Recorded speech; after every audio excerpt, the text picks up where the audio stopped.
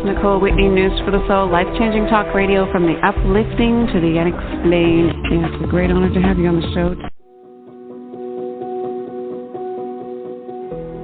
News for the Soul is now in its 25th year of broadcasting.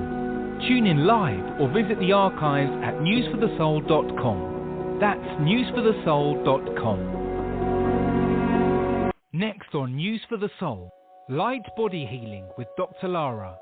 Dr. Lara is a functional medicine health coach, an advanced practice clinical pharmacist specialist, master intuitive healer and channel, and international teacher and speaker on a mission to empower you to take an active role in your healing journey to achieve holistic health mastery of the mind, body, and spirit. Dr. Lara combines energy medicine with functional medicine to facilitate healing at the root level. Call in now to speak with Dr. Lara today. 646-595-4274. 646-595-4274. Please welcome Dr. Lara back to News for the Soul. Hello, everyone. Welcome to the show today. I'm super excited to bring you our guest, Annie Bush. After spending over 10 years as a federal and state prosecutor, Annie changed her focus to health and wellness education and connecting the physical body with the spiritual mind. Over the last decade, her mantra has been, quote, "It's hard to have a clear thought with a toxic body." As a nationally recognized certified brain health coach under both Dr. Daniel Amen and Dale Bredesen, she helps clear the physical brain of cognitive conditions such as ADD, anxiety, depression, Alzheimer's, Parkinson's, and dementia, and customizes holistic protocols addressing these conditions. Using the 3x4 genetics, she utilizes your own DNA as your blueprint to drive your lifestyle choices regarding exercise, nutrition, and sleep for your optimal health. She uses photobiomodulation to stimulate the production of your own stem cells, including brain cells, using the LifeWave stem cell activation patches. That sounds fascinating. Welcome, Annie. Well, thank you so much for having me.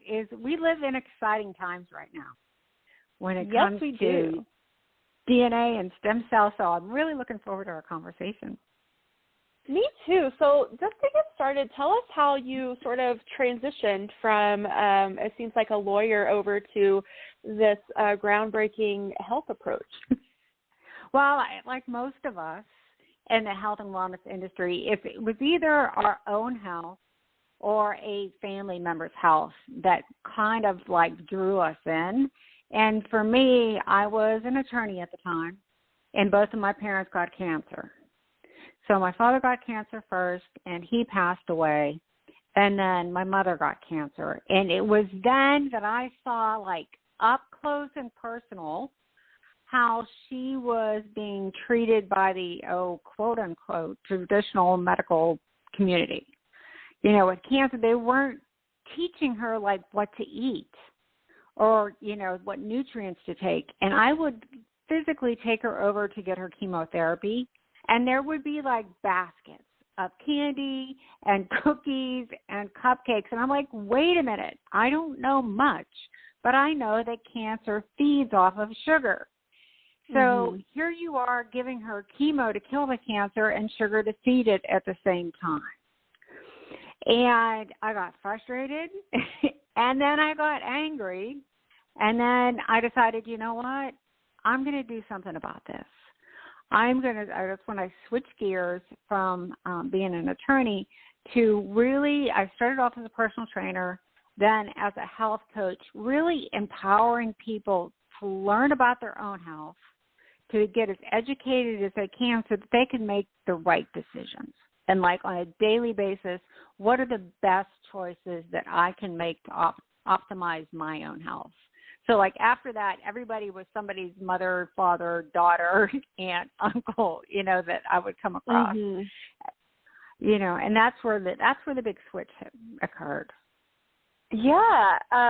As a clinical pharmacist myself, I have no idea why they think that that's the the thing to do because it still happens. Yeah. It's It dumbfounds me, really. And it was even then, I was still an attorney. I didn't know much. And I was just starting to research things because of the cancer. And I'm like, wait a minute. This is really, really wrong. Yeah. So let's shift over into, what's going on inside of our cell. And, I think most people have heard that, like your DNA or your genetics determines your sort of like your health and wellness future. So what is our DNA? And then maybe we can address if we both agree that it determines our health and wellness future. Well, our DNA is basically our divinely designed blueprint. So when you were born, here is your health blueprint. You get so many genes. We have 25,000 genes that can create over 3 or 4 million different variations. And each one of us, there's 99.9% of us, we're all the same. And then these variations that we get, one snip from our mother and one from our father, we get 2 sets of genes. So we inherit certain characteristics, genetic predispositions from our parents, from our mother and father. But it's that 1% difference of these 3 and 4 million different variations that make us who we are. And I partnered with 3x4 Genetics because what they have taken is those 25,000 genes and put them into different categories based on the pathways that will really influence your health, your inflammation, your ability to detoxify, what exercises are best for you, what foods are best for you, what foods was your body designed to absorb. And it's sort of like once I got my DNA done, it made so much sense as to how my body was reacting when I was eating certain foods, how my body was reacting when I was attempting to do certain exercises. And we'll get into more detail about this later, but your DNA is basically your blueprint of what you're going to be most efficient in doing. And it's more of a cause and effect. We're going to use one quick example. I was eating a very ketogenic diet, which included animal saturated fat. And I enjoyed it tremendously, but my stomach was having a hard time digesting it. And I was thinking, well, I'm just not making enough stomach acid. I will just go take some enzymes when I eat, grass-fed beef. I get my DNA back. And here I have vascular markers and SNPs all through my DNA. The worst thing I can be doing for my health is eating animal saturated fat.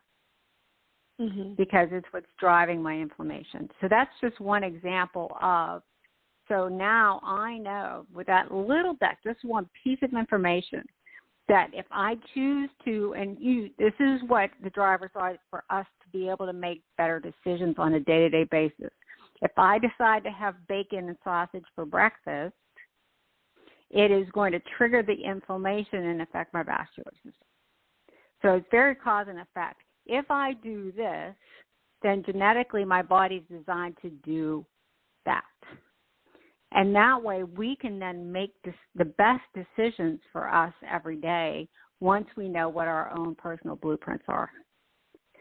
So is it our destiny? No, because we can decide what genes we're going to literally turn on or we're going to keep silent.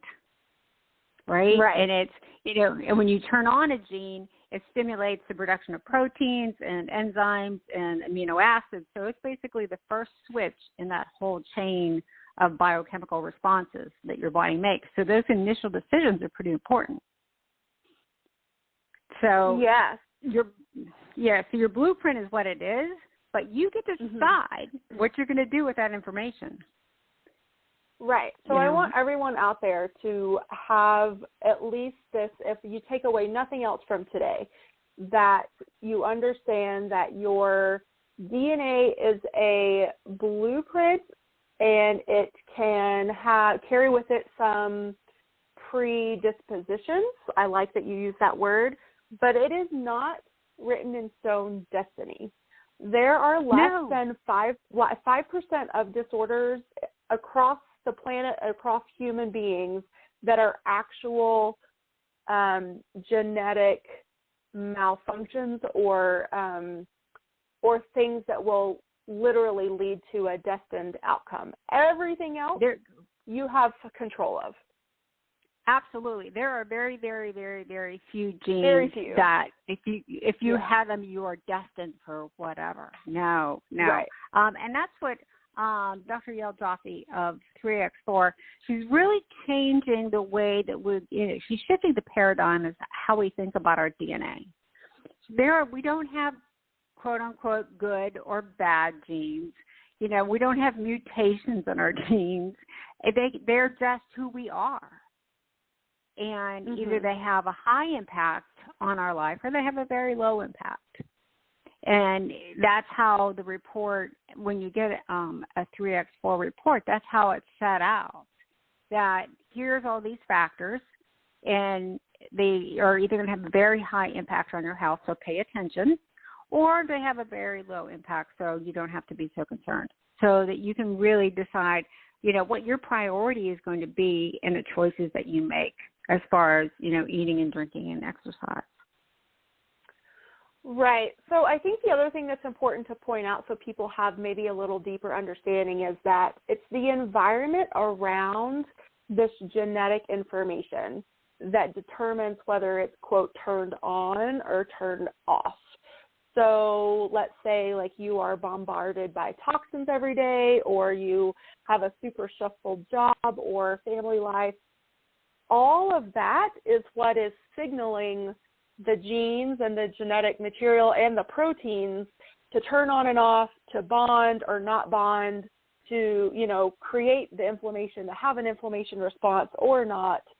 So that's why when we talk about food, lifestyle, all those things, it really is within your power to decide and to choose what outcome will happen or not happen. You know what I mean? Oh, exactly. I'm sure you can say it better than I can. No, that was perfect. That was absolutely perfect. It's the epigenetics, which are those environmental factors, and nutrigenomics is the influence of food. What foods will, what certain foods will turn on those genes. Your inflammatory genes, you eat this certain food, it's going to switch on that inflammatory gene. Or you choose to just not eat it, and then it doesn't turn on the gene, and you're good. Right. And that's why it's so important to know. We did a case review yesterday of this woman that was having all these inflammatory conditions and detoxification issues. And here she was, she worked at cleaning houses. So she was exposed to all these cleaning solvents and chemicals in her body, and she wasn't wearing any protective gear. So she was absorbing this, from breathing through her skin. And we looked at her detoxification pathways, and she was struggling there. And so when she saw that, she's like, I shouldn't be cleaning houses. Or if I am, I should be using more natural products. So all she did was switch over to natural products that didn't have those chemicals, so that epigenetically in her environment, she wasn't exposing herself to them. Right. And so are some of those pathways, like the MTHFR, SNP, that's one of them, right? That helps your detox mechanism? Yeah, the MTHFR is one of the genes that are in the methylation pathways, or in the detoxification pathways, or the inflammation pathways. Different genes will show up in different pathways depending on how big of an impact they have in those. But that's the one thing is, there is no one villain gene out there that's going to control. We really want to look at these genes, how they synergistically react to one another. Because you can have one that has a high impact, and then you have other ones that are beneficial that can kind of soften the blow of some of them. So, you see, Dr. Jaffe always talks about, you look at the magazines on the grocery, and there's a fat gene and there's a longevity gene and there's no single gene out there that is going to, have that big of an effect. You really have to look at your genes in sequence and synergistically how they interact with each other. Yeah, I mean, really, it's like an orchestra. It's not a soloist. Exactly. If you wanted to have a musical analogy, right. And nothing in our body happens in a vacuum. It's all happening in concert. Mm-hmm. And you are the conductor. Right. You are the conductor, my dear. Yeah. So some of the different pathways that we look at as, the big ones, the inflammation, the detoxification, the methylation. But then how does your body respond to exercise? For me personally, genetically, if I needed to lose weight, exercising would not be the most efficient way for me to do it because my body has a hard time releasing fat from exercise. For me to lose weight, it's going to be more by caloric restriction and intermittent fasting. So let's just say you're out listening to us today and you really want to lose weight and you've been exercising and exercising and exercising and you're not losing the weight. Genetically, that might not be the most efficient way for you to do it. Mm-hmm. And also in the exercise pathways, they tell you what type of exercise is the most efficient. So for me, it's the activation of those slow twitch muscles. It's endurance. It's the marathon rather than the sprints. It's the powerlifting rather than 2 hours in the gym doing circuits. So that's the other, That's so genetically your body is designed to efficiently do certain types of movements. And when you go outside of those kind of, I don't want to use the word recommendations, but those, that blueprint, you're more prone to injury. Mm-hmm. So if you're an athlete, and you always injure yourself when you do a certain exercise and you see your genetics, my body wasn't designed to do that exercise or that sport. Like for me, I've always struggled doing anything that was quick. Like me and tennis don't get along. We really don't. Because it's fast, quick movements. And now that I've seen my DNA, now I understand why. I wasn't built to play tennis.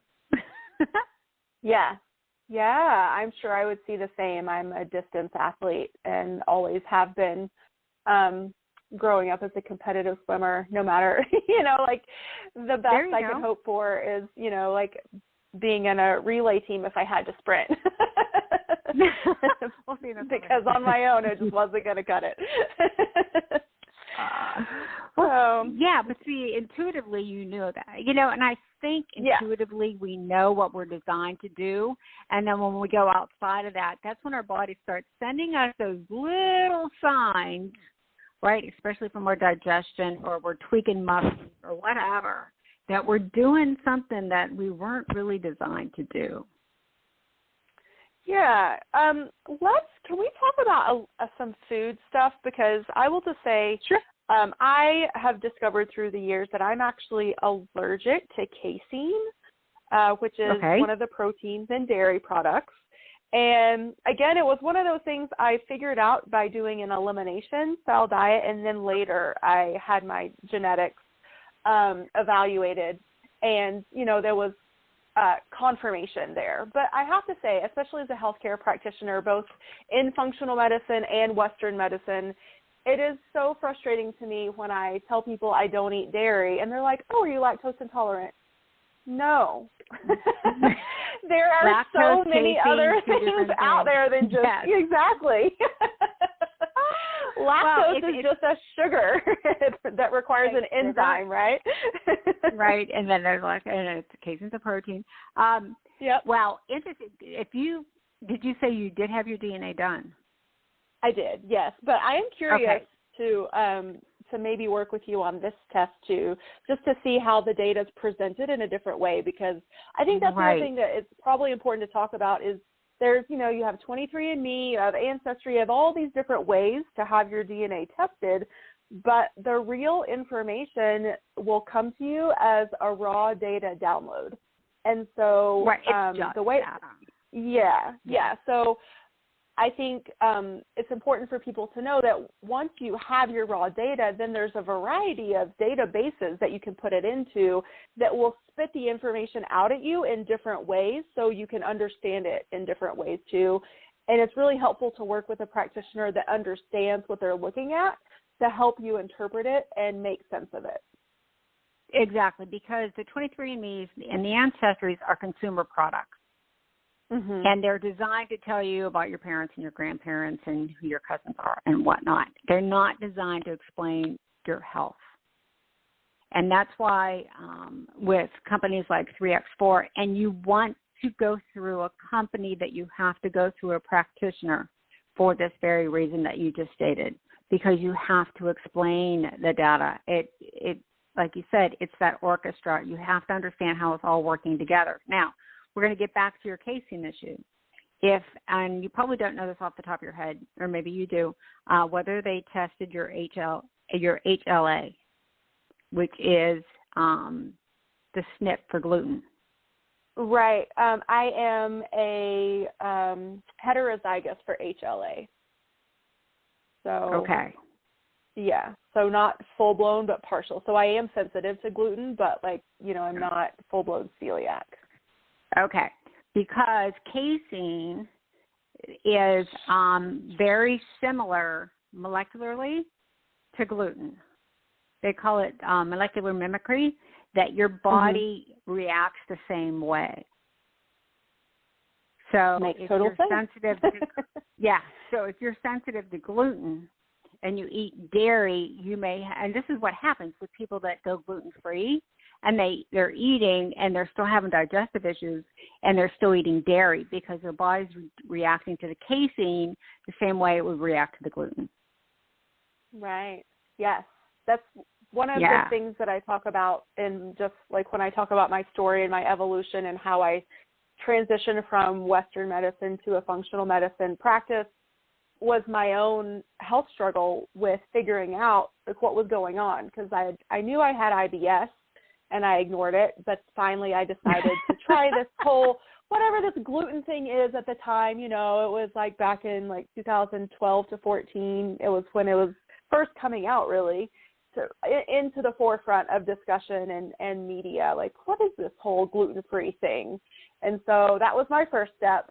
And then, like you said, I was still having digestive things, so that I kept reading and exploring, and so I tried the dairy. And the dairy for me was the big, huge turnaround in terms of all the other things it was causing in my system: acne, sinus infections, migraines, all the things. Oh, yeah. Yep, dairy will do all those. And it's funny, I laughed. You kind of ignored it at first. And that's what we all do. It'll go away. It's, we make excuses because we like eating. We like the taste of whatever we're eating, so we kind of tolerate the results. But, that's our body's way of telling us that, no, you shouldn't be eating this. So continuing with mine, and you'll find the humor in this, I'm eating ketogenic diet, and I get my DNA back, no more animal saturated fat for you. I'm like, okay, I can do this. I'm a big girl. I can give up my bacon and my grass-fed beef. I'm good. Well, further down my little DNA journey, I have histamine overload issues, which means my body's not clearing the histamines and they're building up.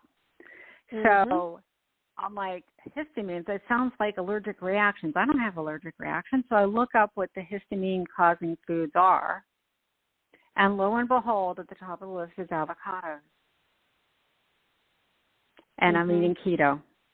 So I'm eating at least one avocado a day. So here I am eating avocados because they're, in the world, they're healthy. They're a good, healthy fat. It's ketogenic eating. And here I am just building up my own internal inflammation by what I was eating. And walnuts, which is one of my favorite nuts because it's good for your brain. So here I am eating avocados and walnuts every day and grass-fed beef and bacon on a weekly basis going, oh, my gosh. Sooner or later, all of this would have really caught up with me. So it's really good that I caught it now. Yeah.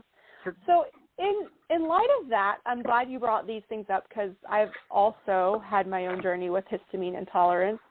What is your opinion of, because there's different products out there that are sort of like enzymatic supplements. So they help support your body to actually clear the histamine. So what do you think about those? I actually, since I just got my DNA done like a week and a half ago, I've ordered the products, and one is a probiotic because there are certain probiotics that will help clear the histamines better. Am I allowed to say brand names? Yes, absolutely. Yeah, go for it. Okay. It's Seeking Health Probiota Histamine X. Yes. And then the other one is Seeking Health Histamine Blocker are the two that we recommend. And like I said, I just ordered them. Yes. Yeah, so those are also products that I order for my clients too. So Seeking Health is a great brand out there for anyone looking for a really solid and a brand that has great integrity and really, is trusted, can be trusted for it is what it says on the bottle, which is good. And is actually effective. How nice that is. Yeah, which is good. Yeah, effectiveness is great. So, yeah, and then some of the other, food type stuff, I am somebody that clears caffeine very quickly, so I can have caffeine later in the day and it doesn't affect my ability to sleep. But if you had a client that was having trouble sleeping and say they were having 2 cups of coffee, say one at 8 in the morning and say one at 11, that one at 11, if they don't clear caffeine, could be the thing that's interfering with their ability to sleep. But you wouldn't know that unless genetically you could see how their body clears caffeine. Mhm. Yeah, how that's a great one. Yeah, I didn't even, when I saw that, I'm like, this is what I love, because this information is so actionable. These are, you can use this information to decide what to have for breakfast, what to have for lunch. Am I going to have, decaf tea now starting in the afternoon? And there's other pathways that have to do with your appetite and satiety, because we were talking about food. I'm somebody that it takes very little food for me to feel satisfied. It's that satiety factor. Whereas some people, they eat and they're still hungry. We're talking those leptin and ghrelin issues. Right. So you can find that out from your genetics.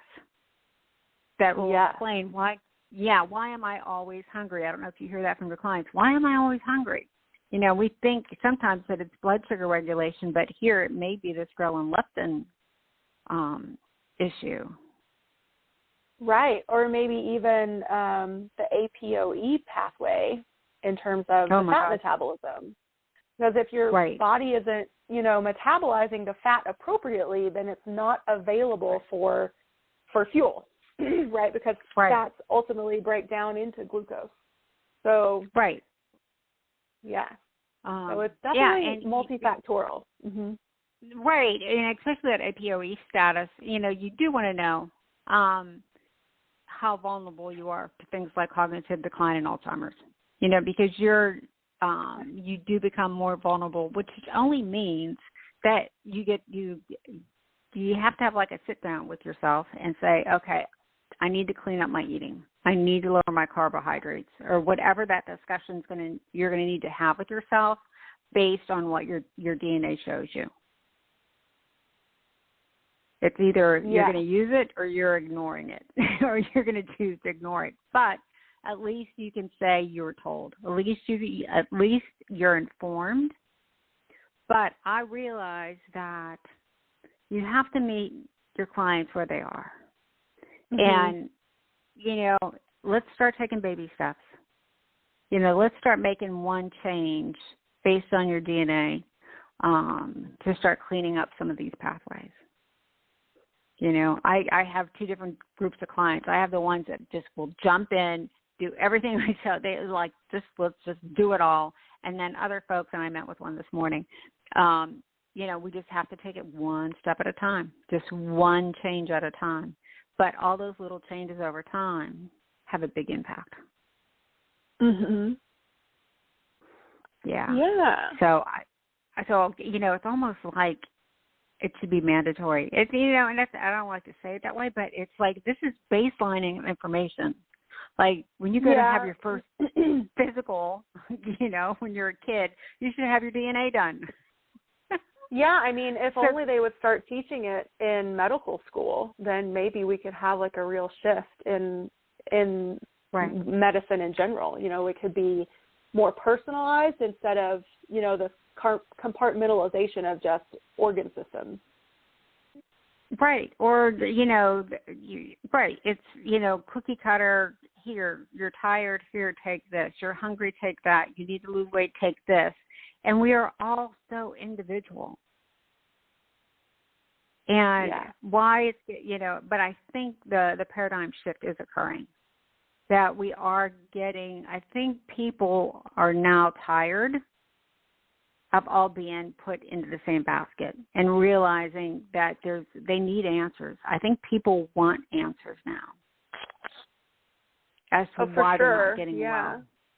When they show up to the doctor and they don't fit in a certain box, they're told, "Oh, there's nothing wrong with you." Like, well, I'm here telling you that there is something going on. Will you help me investigate it? And usually the answer is no.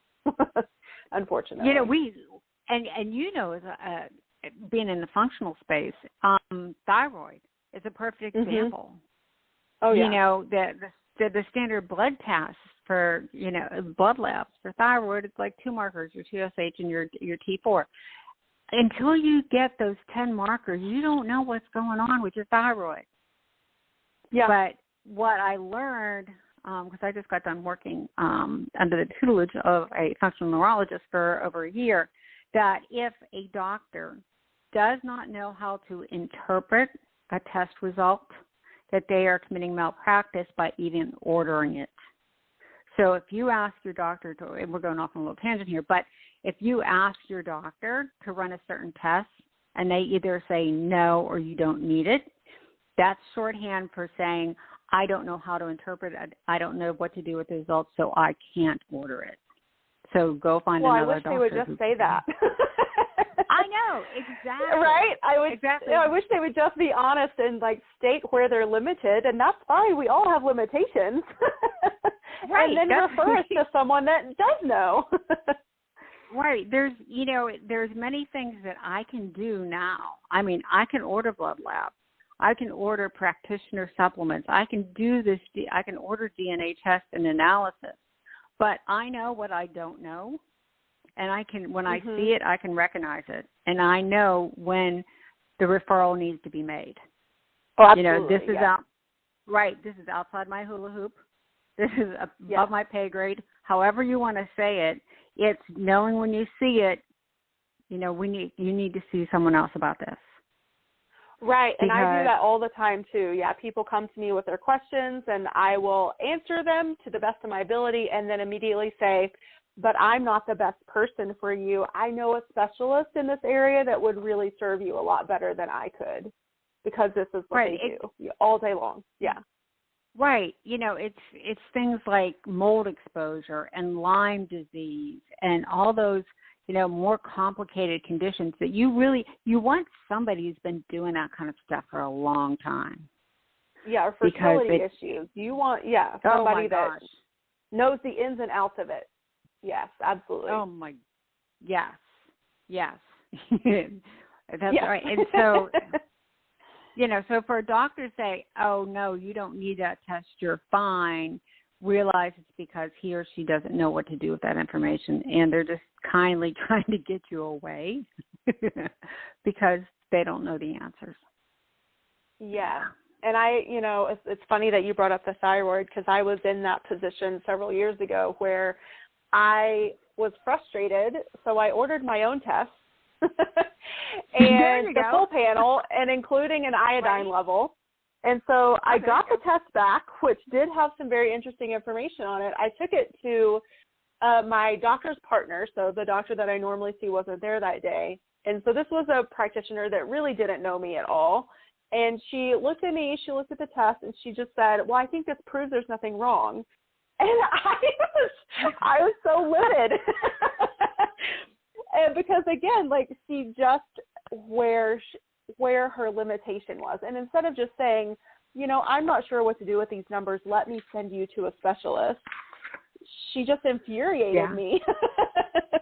Yeah. So, you know, I had somebody show up, they brought like a micronutrient panel to me. And, you know, I'm a very upstream person. It's like we need to get to the root cause before we start looking at micronutrients and nutrients. And so I've never been trained on how to analyze them and figure them out because that's way downstream of where I've been. You know, let's go upstream and start looking at these big things first. But I told her, I says, you know what, it would take me weeks to take a course to figure out how to interpret these results. You're going to need to find someone else that knows how to do it. You know, but, you know, when was the last time you had your thyroid checked? You know, let's start there. Yeah. You know, Well, and that's really good advice, too, I think, for everyone out there. Sorry, I keep interrupting you because you just keep saying such good things. So if you, again, like you're like me and just take matters into your hands, or you have a practitioner that is ordering certain things for you, like a micronutrient panel, that's great information. But again, if you don't have the background of your, you know, your genetic SNPs, your detox pathways, all of the different things you're going to tell you, like which foods your body is absorbing and readily absorbing or not, then, you know, the isolated information of the micronutrients maybe cannot be addressed in the most effective way right off the bat. So the micronutrient panel is fabulous information, but it needs some, again, like the chorus around it to really put that information to work. You know, it's like you're demonstrating autoimmune signs and symptoms. Okay, what's the foundational condition for autoimmune is leaky gut. Mm-hmm. All right, so let's just start right there. We got to get your gut healthy. We're not going to look at anything else. We're just going to get your intestinal lining all healed up. We're going to get rid of the permutations. We're going to get rid of your leaky gut. We're going to start getting you absorbing the nutrients that we're about to give you, but we have to deal with that first. You know, right. So there's some very, you know, when you talk about root causes, your DNA is right there. That's where you start, because that's going to explain why things are happening. And then you build, just like, you know, a blueprint, you build from the foundation up. You're going to use that as your foundation. Yeah. And then if you want, you know, like, you know, with the histamine foods even, let's say I really want to be able to eat avocados again. Well, I'm going to have to clear out my system for a while and then reintroduce them on a very infrequent basis. It's going to be like my little treat now. Maybe it's going to be an avocado. You know what I mean? But yeah, we have to respect the bodies that we were given. Absolutely. And so, yeah. So when we do, you know, once we have it, you know, so probably all your listeners was like, I don't want to know. I just want to keep eating what I'm going to eat. But then you're still going to keep experiencing the constipation, the diarrhea, the IBS, the gas, the bloating, the migraines, the achy joints. And then you're going to go to your doctor and expect him or her to give you a pill to make it go away. Yeah. Yep. Whereas No, go ahead. Oh, I was just going to say, but then, you know, what, and this is one of the reasons that I branched out of just, you know, Western medicine clinical pharmacy, is because I got tired of seeing patients that were just on this menagerie of medications that there was no end in sight. Like, this was going to be the rest of their life with these medications, because they weren't being given any tools or information to help themselves get better and get off of the medications. And almost all of the meds out there in the entire world, which is a huge amount, almost all of them are designed to be short-term solutions.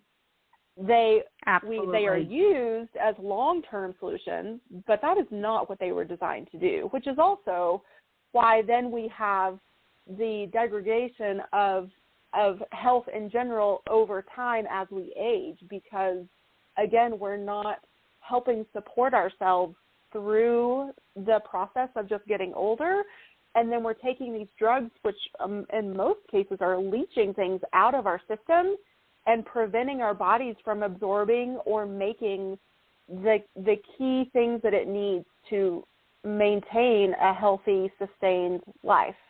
And so I would say almost all the diseases out there are a product of acute on chronic inflammation that has gone unchecked, that just continues to degrade our system.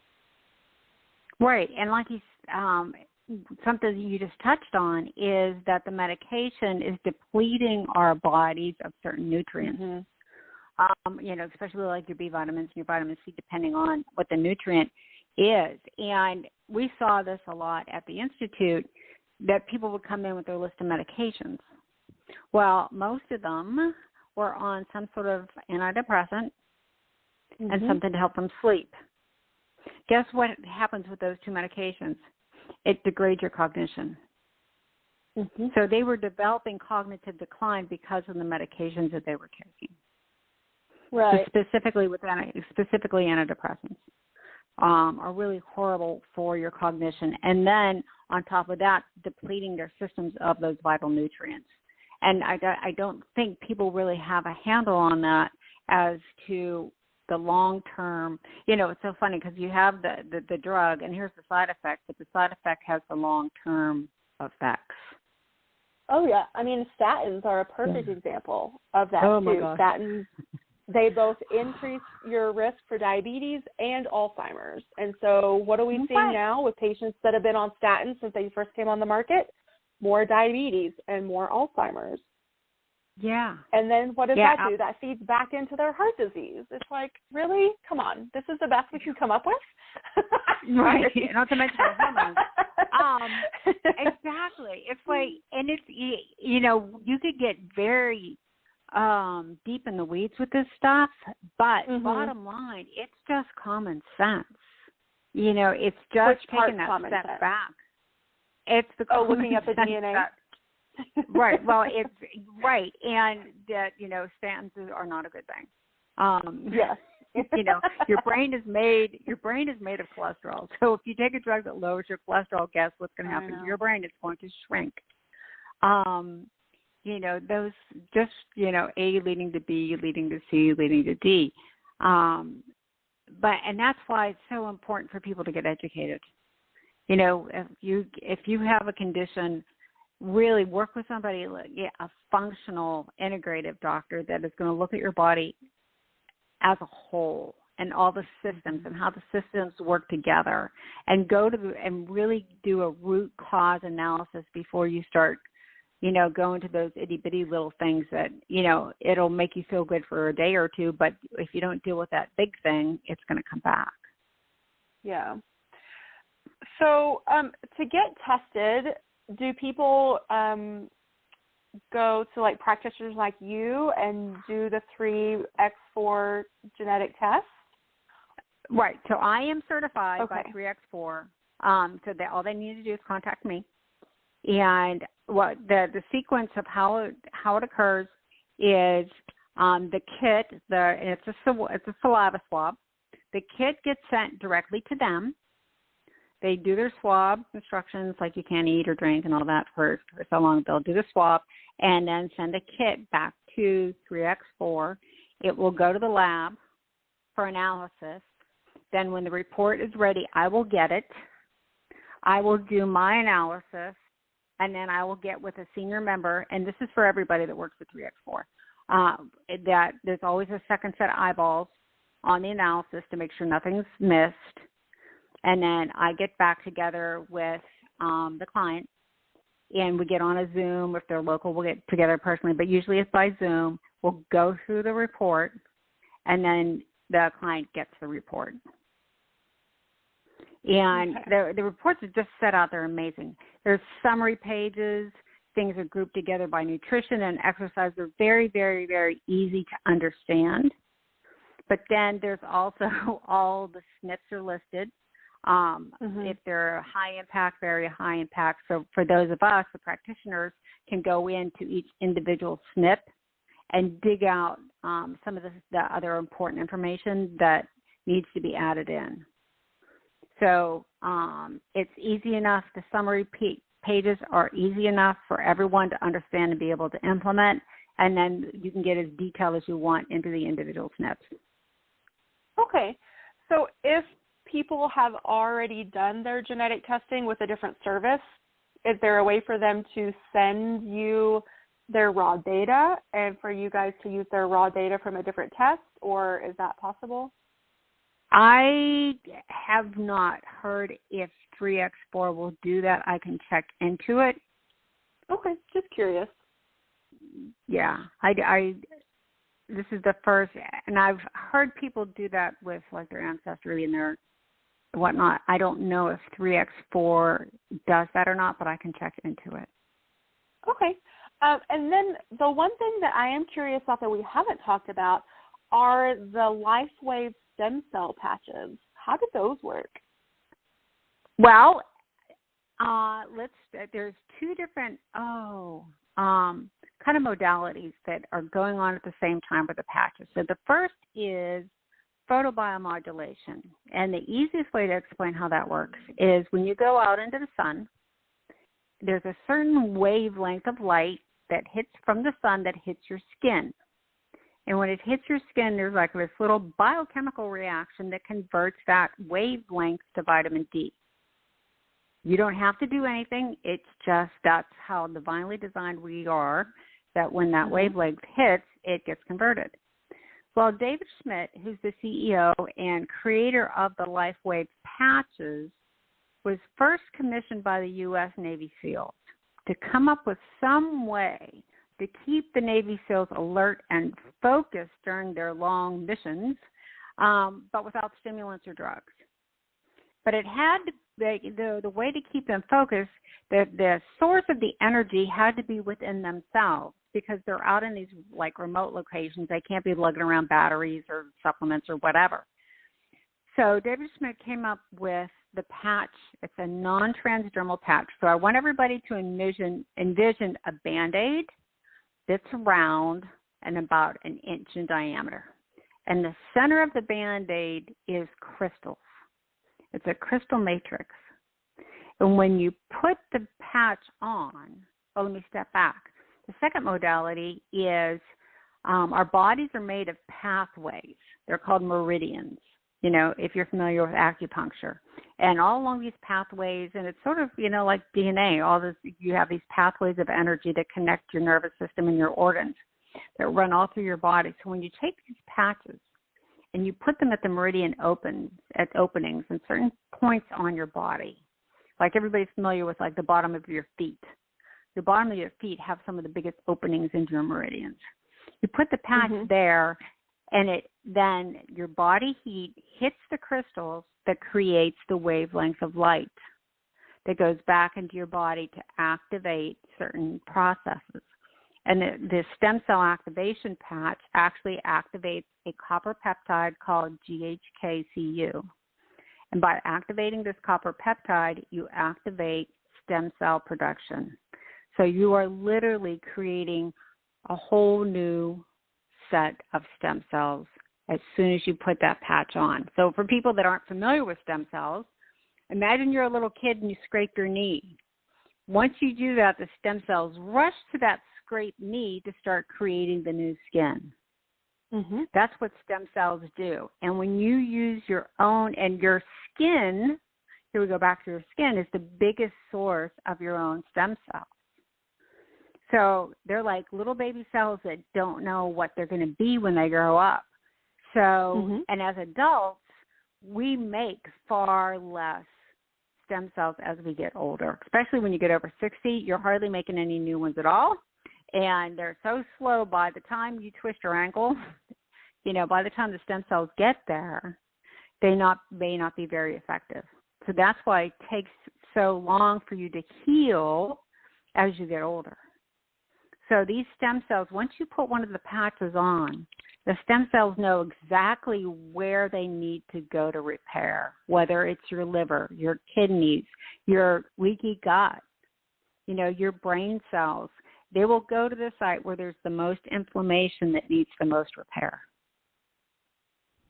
The science shows that if you wear the stem cell activation patches, and you wear one a day, that after 6 months, you have reversed your cellular age by 8 years. Wow, that's cool. Yes. So that actually you're repairing and replacing your cells. Whether, and people are like, well, I don't know. Well, you put that patch on, it's repairing something. It's going somewhere and repairing something. So for me, it's like, of course, I look in the mirror and I'm like, well, I want to get rid of my wrinkles, right? That's my signs of aging. I want to get rid of. But no joke, after a few weeks, my quote unquote brown age spots started fluffing off. And underneath them was brand new skin. It was creating new skin from those deep down layers, just not surface, but deep down. So that's what the stem cell patches are all about. And then within that same technology, that non-transdermal patch. So there is nothing that's being transpatched into your body except that wavelength. Oh, okay. And there's ones that reduce inflammation. There's ones that activate your glutathione pathways. So this is how it works together with the DNA. Is if you need support with your detoxification pathways, you need support with your methylation pathways, and you do have glutathione SNPs, that you'll be able to use these patches to increase your body's production of glutathione. So, yeah, that's pretty. This is the cutting edge, and what I love about these patches is there's no drugs involved. There's no side effects. There's no contraindications. People are getting stem cells injections. They're traveling out of the country and spending thousands and thousands of dollars. And interesting enough, Tony Robbins in his book Life Force talks about him traveling to Panama or wherever, getting these stem cell injections into his rotator cuff. But the injected stem cells clear the body within 3 or 4 days. And what he says is after. Yeah.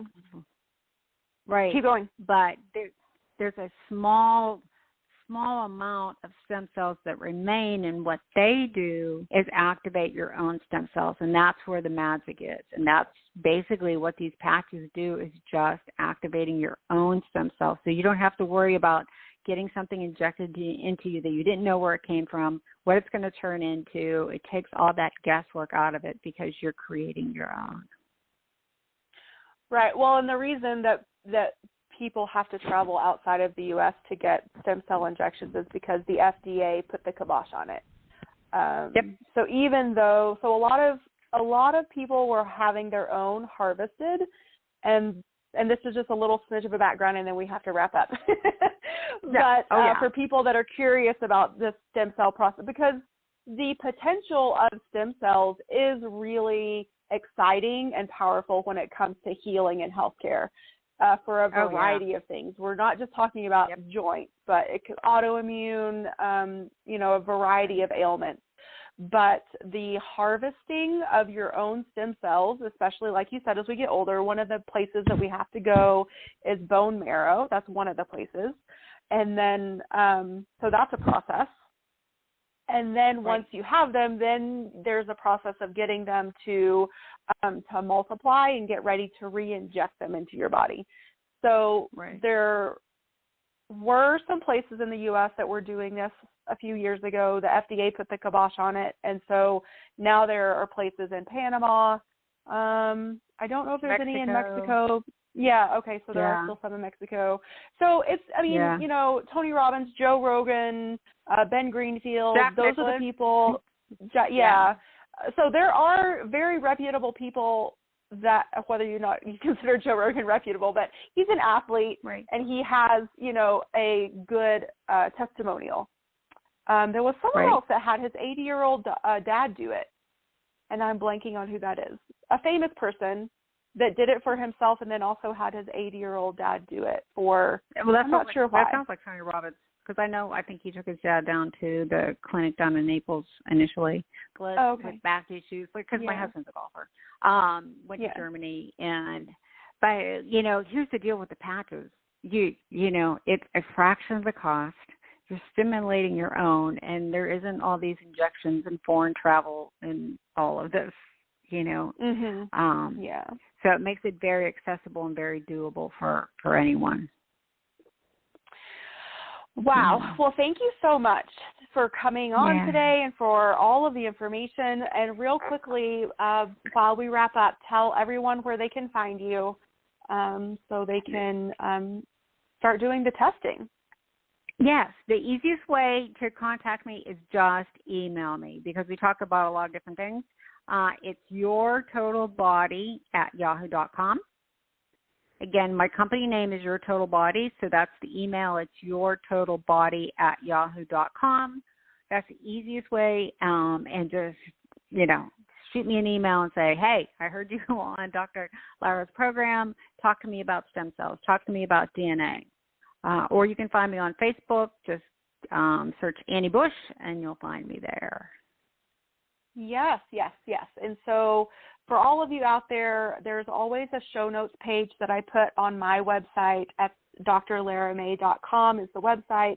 And if you just go over to the podcast link, you'll find all the show notes for all the different episodes. And so you'll find Annie's email and the link to her website there, and just a brief overview of the show, just to give you some idea of what we spoke about too.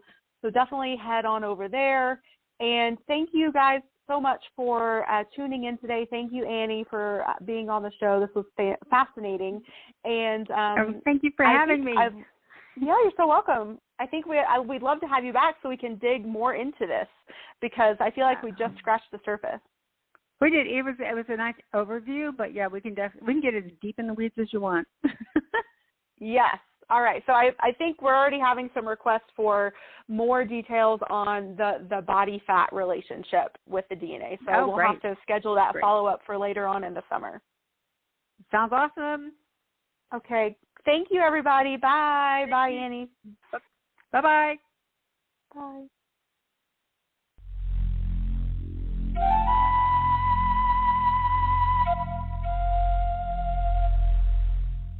Hear all of our previously aired broadcasts of News for the Soul online at newsforthesoul.com. Now let's get back to the show.